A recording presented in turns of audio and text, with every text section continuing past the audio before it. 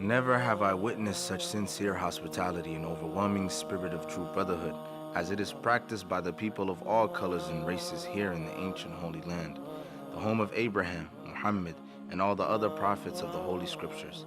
For the past week, I have been utterly speechless and spellbound by the graciousness I see displayed all around me by people of all colors.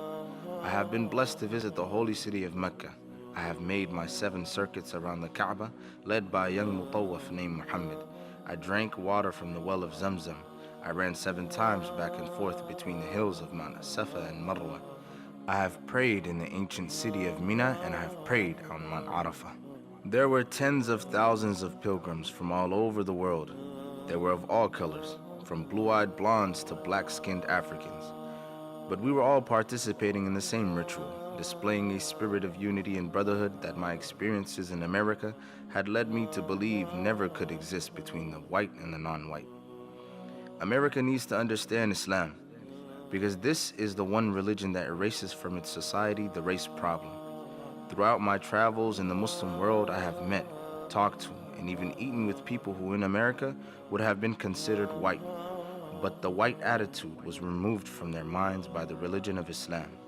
I have never before seen sincere and true brotherhood practiced by all colors together, irrespective of their color.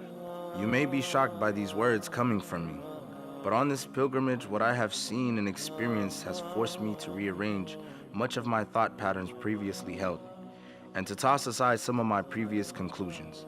This was not too difficult for me. Despite my firm convictions, I have always been a man who tries to face facts and to accept the reality of life as new experience and new knowledge unfolds it. I have always kept an open mind, which is necessary to the flexibility that must go hand in hand with every form of intelligent search for truth.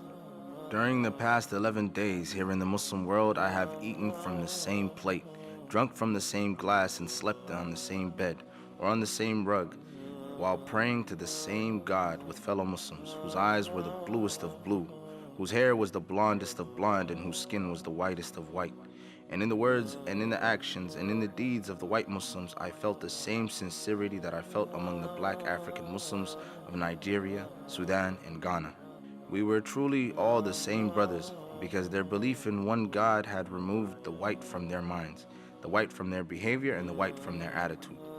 I could see from this that perhaps if white Americans could accept the oneness of God, then perhaps too they could accept in reality the oneness of man, and cease to measure and hinder and harm others in terms of their differences in color. With racism plaguing America like an incurable cancer, the so-called Christian white American heart should be more receptive to a proven solution to such a destructive problem. Perhaps it could be in time to save America from imminent disaster, the same destruction brought upon Germany by racism that eventually destroyed the Germans themselves. Each hour here in the Holy Land enables me to have greater spiritual insight into what is happening in America between black and white. The American Negro can never be blamed for his racial animosities. He is only reacting to 400 years of the conscious racism of the American whites. But as racism leads America up the suicide path, I do believe, from the experiences that I've had with them, that the whites of the younger generation in the colleges and universities will see the handwriting on the walls, and many of them will turn to the spiritual path of truth, the only way left to America to ward off the disasters that racism inevitably must lead to.